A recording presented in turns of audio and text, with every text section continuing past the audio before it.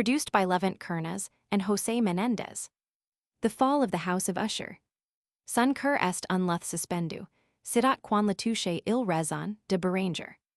During the whole of a dull, dark, and soundless day in the autumn of the year, when the clouds hung oppressively low in the heavens, I had been passing alone, on horseback, through a singularly dreary tract of country, and at length found myself, as the shades of the evening drew on, within view of the melancholy House of Usher.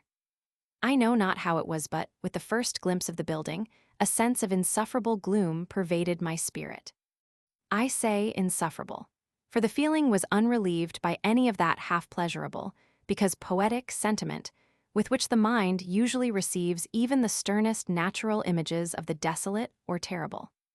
I looked upon the scene before me upon the mere house, and the simple landscape features of the domain upon, the bleak walls upon, the vacant eye-like windows upon, a few rank sedges and, upon a few white trunks of decayed trees with an utter depression of soul, which I can compare to no earthly sensation more properly than to the after-dream of the reveler upon opium the bitter lapse into everyday life, the hideous dropping off of the veil.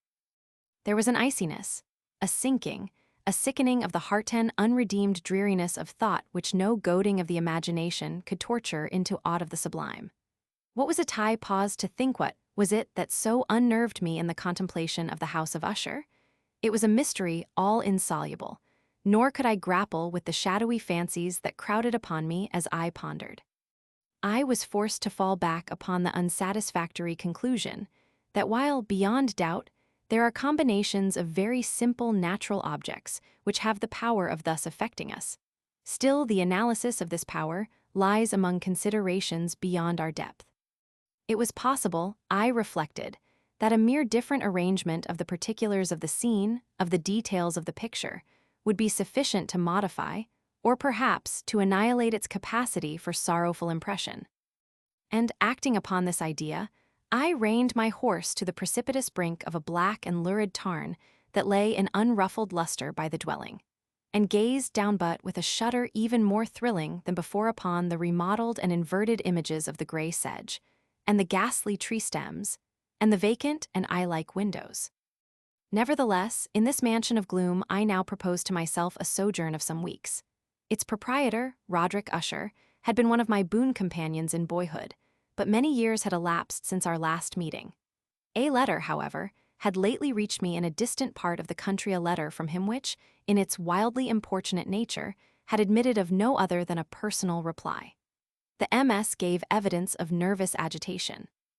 The writer spoke of acute bodily illness, of a mental disorder which oppressed him, and of an earnest desire to see me as his best, and indeed his only personal friend, with a view of attempting, by the cheerfulness of my society, some alleviation of his malady. It was the manner in which all this, and much more, was said. It was the apparent heart that went with his request which allowed me no room for hesitation, and I accordingly obeyed forthwith what I still considered a very singular summons. Although, as boys, we had been even intimate associates, yet I really knew little of my friend. His reserve had been always excessive and habitual. I was aware, however, that his very ancient family had been noted, time out of mind, for a peculiar sensibility of temperament, displaying itself, through long ages, in many works of exalted art, and manifested, of late, in repeated deeds of munificent yet unobtrusive charity, as well as in a passionate devotion to the intricacies, perhaps even more than to the orthodox and easily recognizable beauties of musical science. I had learned, too, the very remarkable fact that the stem of the Usher race, all time-honored as it was, had put forth, at no period, any enduring branch. In other words, that the entire family lay in the direct line of descent, and had always, with very trifling and very temporary variation, so lain. It was this deficiency, I considered, while running over in thought the perfect keeping of the character of the premises with the accredited character of the people, and while speculating upon the possible influence which the one, in the long lapse of centuries, might have exercised upon the other. It was this deficiency, perhaps, of collateral issue, and the consequent undeviating transmission, from sire to son, of the patrimony with the name, which had, at length, so identified the two as to merge the original title of the estate in the quaint and equivocal appellation of the House of Usher, an appellation which seemed to include, in the minds of the peasantry who used it, both the family and the family mansion. I have said that the sole effect of my somewhat childish experiment, that of looking down within the tarn, had been to deepen the first singular impression. There can be no doubt that the consciousness of the rapid increase of my superstition for why, should I not so term it, served mainly to accelerate the increase itself. Such, I have long known, is the paradoxical law of all sentiments having terror as a basis.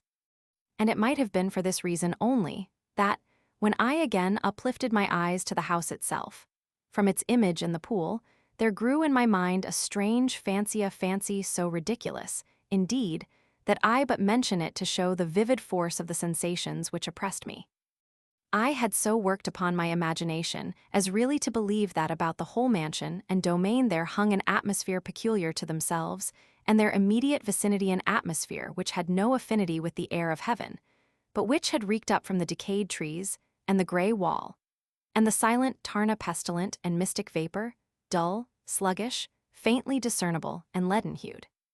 Shaking off from my spirit what must have been a dream, I scanned more narrowly the real aspect of the building. Its principal feature seemed to be that of an excessive antiquity. The discoloration of ages had been great. Minute fungi overspread the whole exterior, hanging in a fine tangled webwork from the eaves. Yet all this was apart from any extraordinary dilapidation. No portion of the masonry had fallen, and there appeared to be a wild inconsistency between its still perfect adaptation of parts and the crumbling condition of the individual stones. In this, there was much that reminded me of the specious totality of old woodwork which has rotted for long years in some neglected vault, with no disturbance from the breath of the external air. Beyond this indication of extensive decay, however, the fabric gave little token of instability. Perhaps the eye of a scrutinizing observer might have discovered a barely perceptible fissure, which, extending from the roof of the building in front, made its way down the wall in a zigzag direction, until it became lost in the sullen waters of the tarn. Noticing these things, I rode over a short causeway to the house. A servant in waiting took my horse, and I entered the Gothic archway of the hall. A valet, of stealthy step, thence conducted me, in silence, through many dark and intricate passages in my progress to the studio of his master. Much that I encountered on the way contributed, I know not how, to heighten the vague sentiments of which I have already spoken. While the objects around me, while the carvings of the ceilings, the somber tapestries of the walls, the ebony blackness of the floors, and the phantasmagoric armorial trophies which rattled as I strode, were but matters to which, or to such as which, I had been accustomed from my infancy, while I hesitated not to acknowledge how familiar was all this, I still wondered to find how unfamiliar were the fancies which ordinary images were stirring up. On one of the staircases, I met the physician of the family. His countenance, I thought, wore a mingled expression of low cunning and perplexity. He accosted me with trepidation and passed on. The valet now threw open a door and ushered me into the presence of his master. The room in which I found myself was very large and lofty. The windows were long, narrow, and pointed, and at so vast a distance from the black oaken floor as to be altogether inaccessible from within. Feeble gleams of encrimsoned light made their way through the trellised panes, and served to render sufficiently distinct the more prominent objects around. The eye, however, struggled in vain to reach the remoter angles of the chamber or the recesses of the vaulted and fretted ceiling. Dark draperies hung upon the walls. The general furniture was profuse, comfortless, antique, and tattered. Many books and musical instruments lay scattered about, but failed to give any vitality to the scene. I felt that I breathed an atmosphere of sorrow. An air of stern, deep, and irredeemable gloom hung over and pervaded all. Upon my entrance, Usher rose from a sofa on which he had been lying at full length, and greeted me with a vivacious warmth which had much in it, I at first thought, of an overdone cordiality of the constrained effort of the ennui man of the world. A glance, however, at his countenance convinced me of his perfect sincerity. We sat down, and for some moments, while he spoke not, I gazed upon him with a feeling half of pity, half of awe. Surely, man had never before so terribly altered, in so brief a period, as had Roderick Usher. It was with difficulty that I could bring myself to admit the identity of the man being before me with the companion of my early boyhood. Yet the character of his face had been at all times remarkable. A cadaverousness of complexion, an eye large, liquid, and luminous beyond comparison, lips somewhat thin and very pallid, but of a surpassingly beautiful curve, a nose of a delicate Hebrew model, but with a breadth of nostril unusual in similar formations, a finely molded chin, speaking, in its want of prominence, of a want of moral energy, hair of a more than web-like softness and tenuity. These features, with an inordinate expansion above the regions of the temple, made up altogether a countenance not easily to be forgotten. And now, in the mere exaggeration of the prevailing character of these features, and of the expression they were wont to convey, lay so much of change that I doubted to whom I spoke. The now ghastly pallor of the skin, and the now miraculous luster of the eye, above all things startled and even awed me. The silken hair, too, had been suffered to grow all unheeded, and as, in its wild gossamer texture, it floated rather than fell about the face, I could not, even with effort, connect its arabesque expression with any idea of simple humanity. In the manner of my friend I was at once struck with an incoherence and inconsistency, and I soon found this to arise from a series of feeble and futile struggles to overcome an habitual trepidancy and excessive nervous agitation. For something of this nature, I had indeed been prepared, no less by his letter, than by reminiscences of certain boyish traits, and by conclusions deduced from his peculiar physical conformation and temperament. His action was alternately vivacious and sullen. His voice varied rapidly from a tremulous indecision, when the animal spirit seemed utterly in abeyance, to that species of energetic concision, that abrupt, weighty, unhurried, and hollow-sounding enunciation, that leaden, self-balanced, and perfectly modulated guttural utterance, which may be observed in the lost drunkard or the irreclaimable eater of opium, during the periods of his most intense excitement. It was thus that he spoke of the object of my visit, of his earnest desire to see me, and of the solace he expected me to afford him. He entered, at some length, into what he conceived to be the nature of his malady. It was, he said, a constitutional and a family evil, and one for which he despaired to find a remedy. A mere nervous affection, he immediately added, which would undoubtedly soon pass off. It displayed itself in a host of unnatural sensations. Some of these, as he detailed them, interested and bewildered me, although perhaps the terms and the general manner of the narration had their weight. He suffered much from a morbid acuteness of the senses. The most insipid food was alone endurable. He could wear only garments of certain texture. The odors of all flowers were oppressive. His eyes were tortured by even a faint light, and there were but peculiar sounds, and these from stringed instruments, which did not inspire him with horror. To an anomalous species of terror I found him a bounden slave. "I shall perish," said he. "I must perish in this deplorable folly. Thus, and not otherwise shall I be lost. I dread the events of the future, not in themselves, but in their results. I shudder at the thought of any, even the most trivial, incident which may operate upon this intolerable agitation of soul. I have, indeed, no abhorrence of danger, except in its absolute effect in terror. In this this pitiable condition I feel that the period will sooner or later arrive, when I must abandon life and reason together, in some struggle with the grim phantasm, fear." I learned, moreover, at intervals, and through broken and equivocal hints, another singular feature of his mental condition. He was enchained by certain superstitious impressions in regard to the dwelling which he tenanted, and whence, for many years, he had never ventured forth in regard to an influence whose supposititious force was conveyed in terms too shadowy here to be restated in influence, which some peculiarities in the mere form and substance of his family mansion had, by dint of long sufferance, he said, obtained over his spirit an effect which the physique of the grey walls and turrets, and of the dim tarn into which they all looked down, had at length brought about upon the morale of his existence. He admitted, however, although with hesitation, that much of the peculiar gloom which thus afflicted him could be traced to a more natural and far more palpable origin, to the severe and long-continued illness, indeed, to the evidently approaching dissolution of a tenderly beloved sister, his sole companion, for long years his last and only relative on earth. Her decease, he said, with a bitterness which I can never forget, would leave him the hopeless and the frail, the last of the ancient race of the Ushers. While he spoke, the Lady Madeline, for so was she called, passed slowly through a remote portion of the apartment, and, without having noticed my presence, disappeared. I regarded her with an utter astonishment not unmingled with dread, and yet I found it impossible to account for such feelings.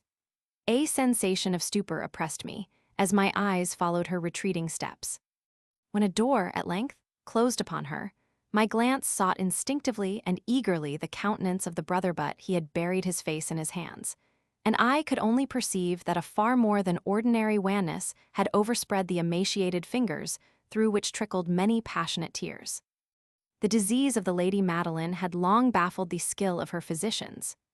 A settled apathy, a gradual wasting away of the person, and frequent although transient affections of a partially cataleptical character were the unusual diagnosis.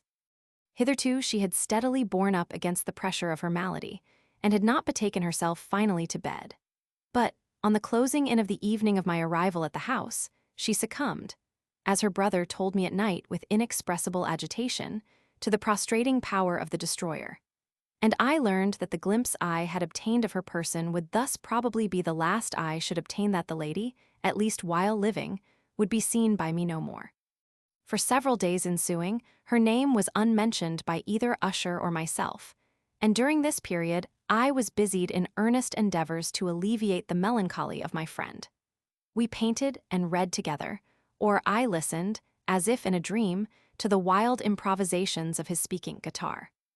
And thus, as a closer and still closer intimacy admitted me more unreservedly into the recesses of his spirit, the more bitterly did I perceive the futility of all attempt at cheering a mind from which darkness, as if an inherent positive quality, poured forth upon all objects of the moral and physical universe, in one unceasing radiation of gloom. I shall ever bear about me a memory of the many solemn hours I thus spent alone with the master of the House of Usher. Yet I should fail in any attempt to convey an idea of the exact character of the studies, or of the occupations, in which he involved me, or led me the way. An excited and highly distempered ideality threw a sulphureous luster over all. His long improvised dirges will ring forever in my ears. Among other things, I hold painfully in mind a certain singular perversion and amplification of the wild air of the last waltz of von Weber. From the paintings over which his elaborate fancy brooded, and which grew, touch by touch, into vagueness at which I shuddered the more thrillingly, because I shuddered knowing not why, from these paintings, vivid as their images now are before me, I would in vain endeavor to educe more than a small portion which should lie within the compass of merely written words. By the utter simplicity, by the nakedness of his designs, he arrested and overawed attention. If ever mortal painted an idea, that mortal was Roderick Usher.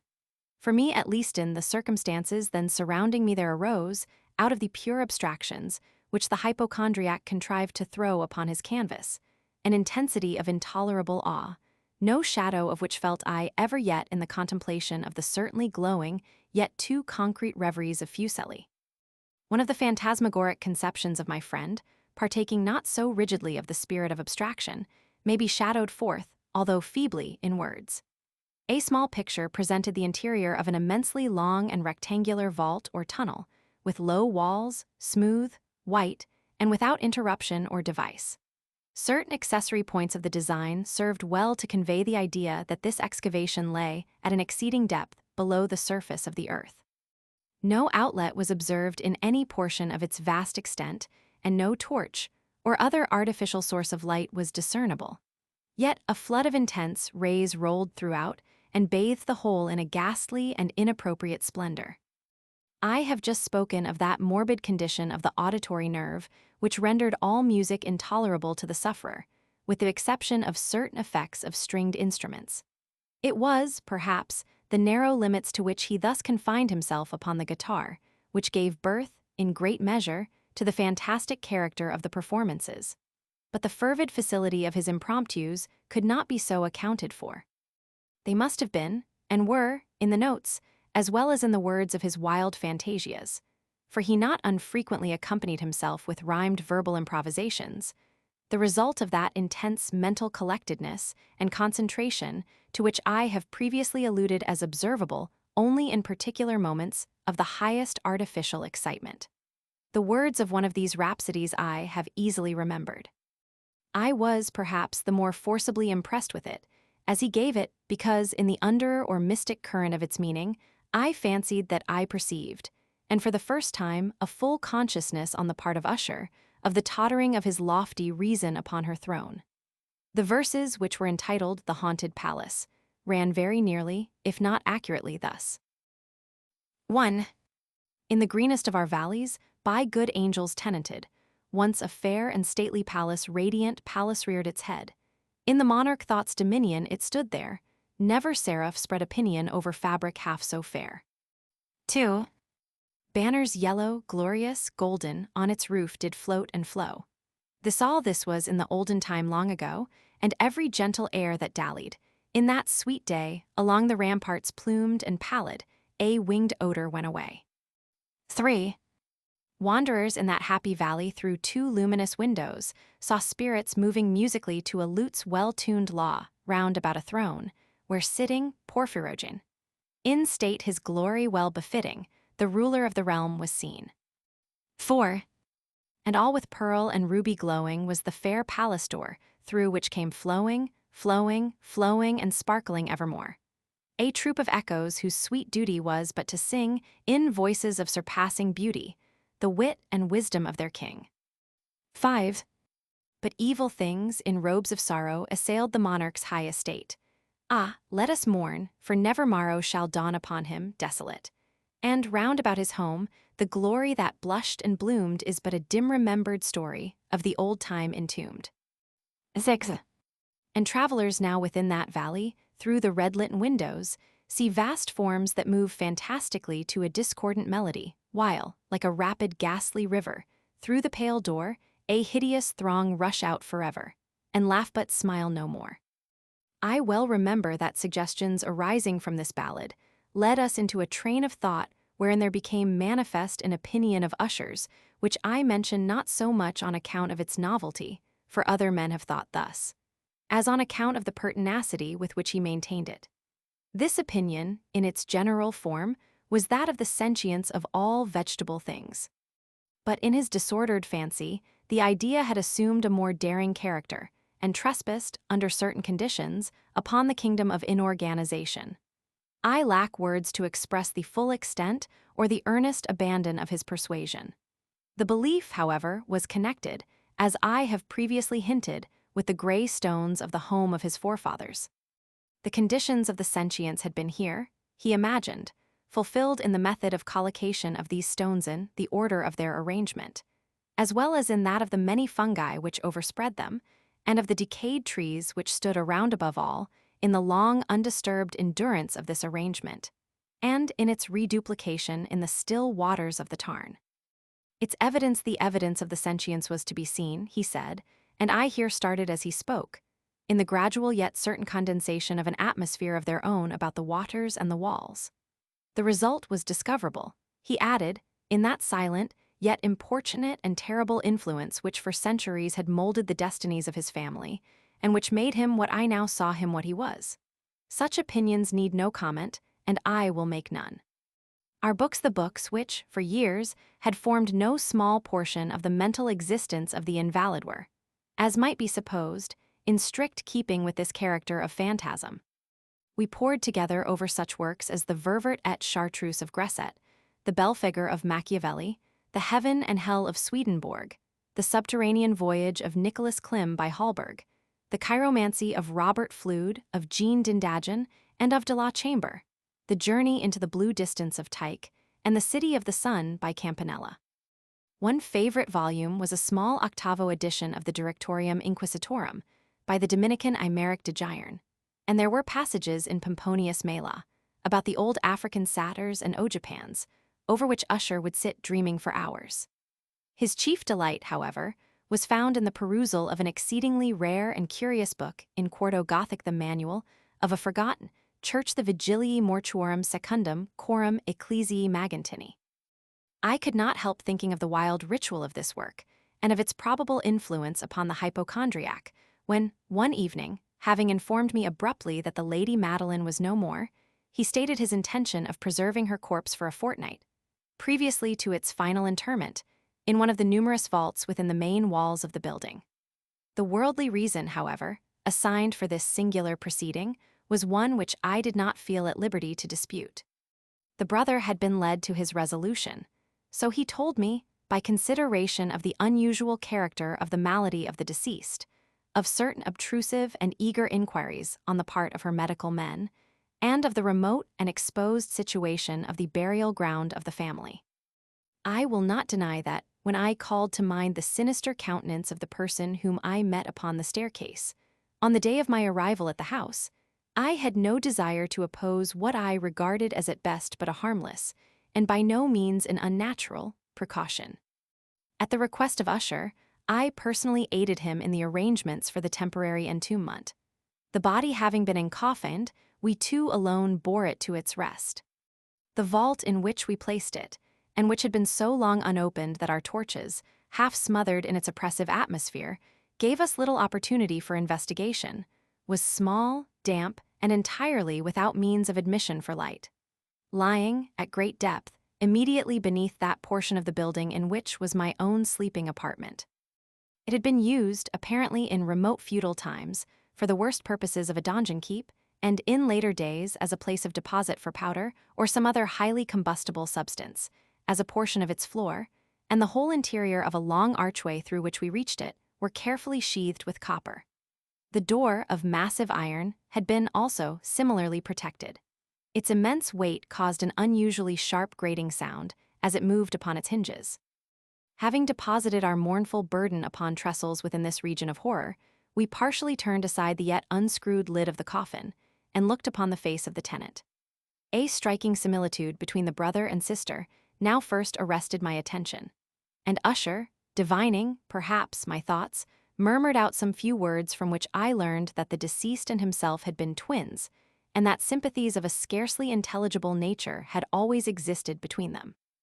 Our glances, however, rested not long upon the dead, for we could not regard her unawed. The disease which had thus entombed the lady in the maturity of youth had left, as usual in all maladies of a strictly cataleptical character, the mockery of a faint blush upon the bosom and the face, and that suspiciously lingering smile upon the lip which is so terrible in death. We replaced and screwed down the lid, and having secured the door of iron, made our way, with toil, into the scarcely less gloomy apartments of the upper portion of the house. And now, some days of bitter grief having elapsed, an observable change came over the features of the mental disorder of my friend. His ordinary manner had vanished. His ordinary occupations were neglected or forgotten. He roamed from chamber to chamber with hurried, unequal, and objectless step. The pallor of his countenance had assumed, if possible, a more ghastly hue, but the luminousness of his eye had utterly gone out. The once occasional huskiness of his tone was heard no more, and a tremulous quaver, as if of extreme terror, habitually characterized his utterance. There were times, indeed, when I thought his unceasingly agitated mind was laboring with some oppressive secret, to divulge which he struggled for the necessary courage. At times, again, I was obliged to resolve all into the mere inexplicable vagaries of madness, for I beheld him gazing upon vacancy for long hours, in an attitude of the profoundest attention, as if listening to some imaginary sound. It was no wonder that his condition terrified, that it infected me. I felt creeping upon me, by slow yet certain degrees, the wild influences of his own fantastic yet impressive superstitions. It was especially upon retiring to bed late in the night of the 7th or 8th day after the placing of the Lady Madeline within the donjon that I experienced the full power of such feelings. Sleep came not near my couch while the hours waned and waned away. I struggled to reason off the nervousness which had dominion over me. I endeavored to believe that much, if not all of what I felt, was due to the bewildering influence of the gloomy furniture of the room, of the dark and tattered draperies, which, tortured into motion by the breath of a rising tempest, swayed fitfully to and fro upon the walls and rustled uneasily about the decorations of the bed. But my efforts were fruitless.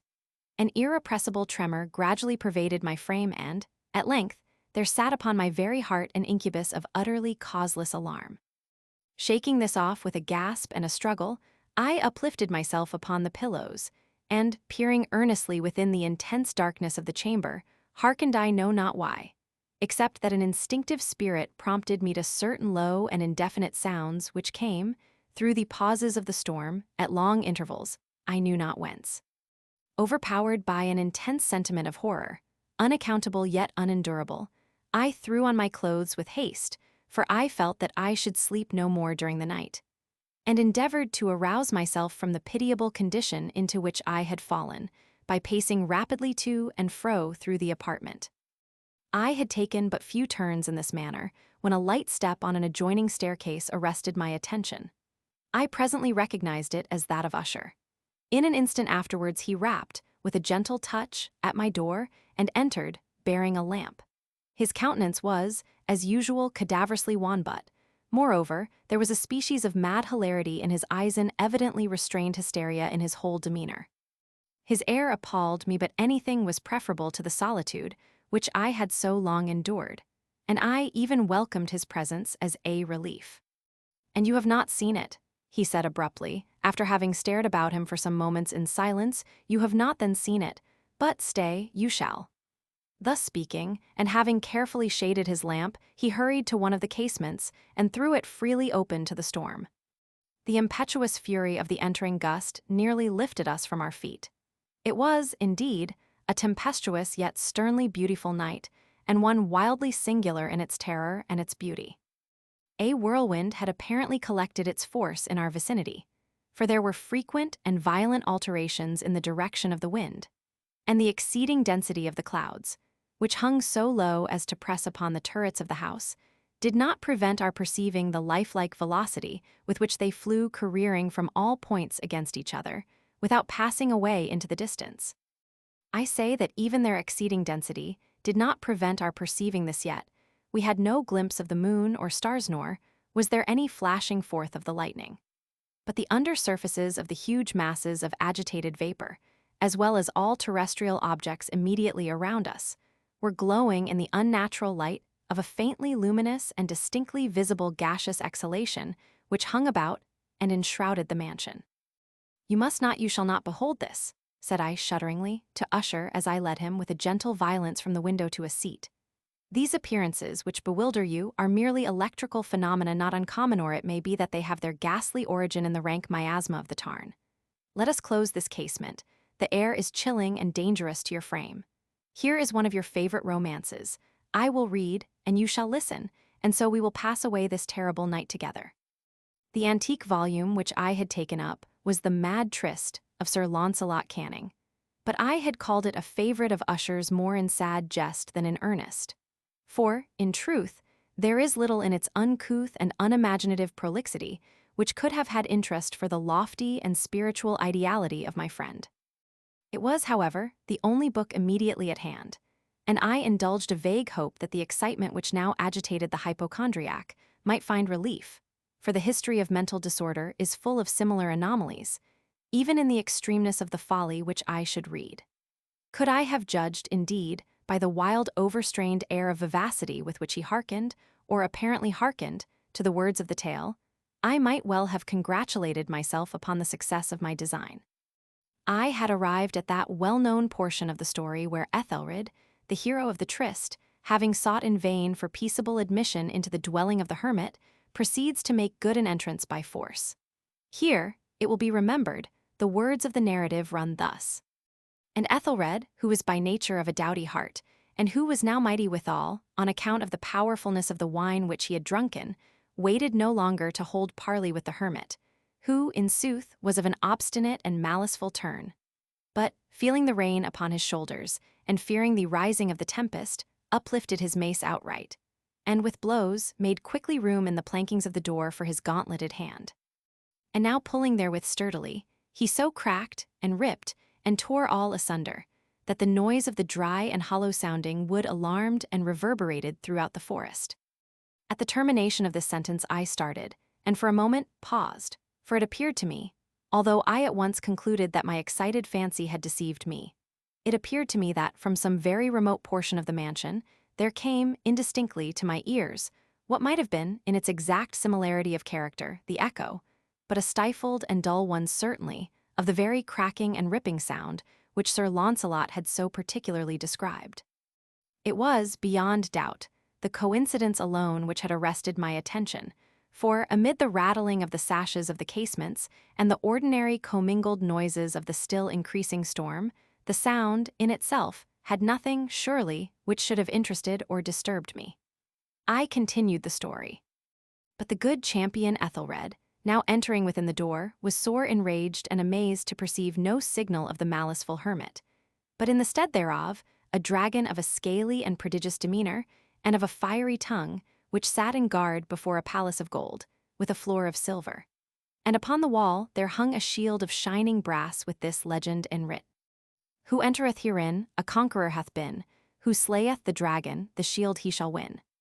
And Ethelred uplifted his mace, and struck upon the head of the dragon, which fell before him, and gave up his pesty breath, with a shriek so horrid and harsh, and withal so piercing, that Ethelred had feigned to close his ears with his hands against the dreadful noise of it, the like whereof was never before heard. Here again I paused abruptly, and now with a feeling of wild amazement, for there could be no doubt whatever that, in this instance, I did actually hear, although from what direction it proceeded I found it impossible to say, a low and apparently distant, but harsh, protracted, and most unusual screaming or grating sound, the exact counterpart of what my fancy had already conjured up for the dragon's unnatural shriek as described by the romancer. Oppressed, as I certainly was, upon the occurrence of the second and most extraordinary coincidence by 1,000 conflicting sensations, in which wonder and extreme terror were predominant, I still retained sufficient presence of mind to avoid exciting, by any observation, the sensitive nervousness of my companion. I was by no means certain that he had noticed the sounds in question, although, assuredly, a strange alteration had, during the last few minutes, taken place in his demeanor. From a position fronting my own, he had gradually brought round his chair, so as to sit with his face to the door of the chamber, and thus I could but partially perceive his features, although I saw that his lips trembled as if he were murmuring inaudibly. His head had dropped upon his breast, yet I knew that he was not asleep, from the wide and rigid opening of the eye as I caught a glance of it in profile. The motion of his body, too, was at variance with this idea, for he rocked from side to side with a gentle yet constant and uniform sway. Having rapidly taken notice of all this, I resumed the narrative of Sir Launcelot, which thus proceeded. And now, the champion, having escaped from the terrible fury of the dragon, bethinking himself of the brazen shield, and of the breaking up of the enchantment which was upon it, removed the carcass from out of the way before him, and approached valorously over the silver pavement of the castle to where the shield was upon the wall, which in sooth tarried not for his full coming, but fell down at his feet upon the silver floor, with a mighty great and terrible ringing sound. No sooner had these syllables passed my lips, than as if a shield of brass had indeed, at the moment, fallen heavily upon a floor of silver. I became aware of a distinct, hollow, metallic, and clangorous, yet apparently muffled reverberation. Completely unnerved, I leaped to my feet, but the measured rocking movement of Usher was undisturbed. I rushed to the chair in which he sat. His eyes were bent fixedly before him, and throughout his whole countenance there reigned a stony rigidity. But as I placed my hand upon his shoulder, there came a strong shudder over his whole person. A sickly smile quivered about his lips, and I saw that he spoke in a low, hurried, and gibbering murmur, as if unconscious of my presence. Bending closely over him, I at length drank in the hideous import of his words. Not hear it, yes, I hear it, and have heard it. Long, many minutes, many hours, many days, have I heard it, yet I dared not. Oh, pity me, miserable wretch that I am, I dared not speak. We have put her living in the tomb. Said I not that my senses were acute? I now tell you that I heard her first feeble movements in the hollow coffin. I heard them many days ago, yet I dared not speak. And Nowton I Ethelred ha, the breaking of the hermit's door, and the death cry of the dragon, and the clangor of the shield, say, rather, the rending of her coffin, and the grating of the iron hinges of her prison, and her struggles within the coppered archway of the vault. Oh, whither shall I fly? Will she not be here anon? Is she not hurrying to upbraid me for my haste? Have I not heard her footsteps on the stair? Do I not distinguish that heavy and horrible beating of her heart? Madman! Here he sprang furiously to his feet, and shrieked out his syllables, as if in the effort he were giving up his soul. Madman! I tell you that she now stands without the door. As if in the superhuman energy of his utterance there had been found the potency of a spell, the huge antique panels to which the speaker pointed threw slowly back, upon the instant, their ponderous and ebony jaws. It was the work of the rushing gust, but then without those doors, there did stand the lofty and enshrouded figure of the Lady Madeline of Usher. There was blood upon her white robes, and the evidence of some bitter struggle upon every portion of her emaciated frame. For a moment she remained trembling and reeling to and fro upon the threshold, then, with a low moaning cry, fell heavily inward upon the person of her brother, and in her violent and now final death agonies, bore him to the floor a corpse, and a victim to the terrors he had anticipated. From that chamber, and from that mansion, I fled aghast. The storm was still abroad in all its wrath as I found myself crossing the old causeway. Suddenly there shot along the path a wild light, and I turned to see whence a gleam so unusual could have issued, for the vast house and its shadows were alone behind me. The radiance was that of the full, setting, and blood-red moon, which now shone vividly through that once barely discernible fissure of which I have before spoken as extending from the roof of the building, in a zigzag direction, to the base. While I gazed, this fissure rapidly widened. There came a fierce breath of the whirlwind. The entire orb of the satellite burst at once upon my sight. My brain reeled, as I saw the mighty walls rushing asunder. There was a long, tumultuous shouting, sound like the voice of 1,000 waters, and the deep and dank tarn at my feet closed sullenly and silently over the fragments of the House of Usher. Watson, Dr. Percival, Spallanzani, and especially the Bishop of Llandaff. End of project. Gutenberg's The Fall of the House of Usher by Edgar Allan Poe.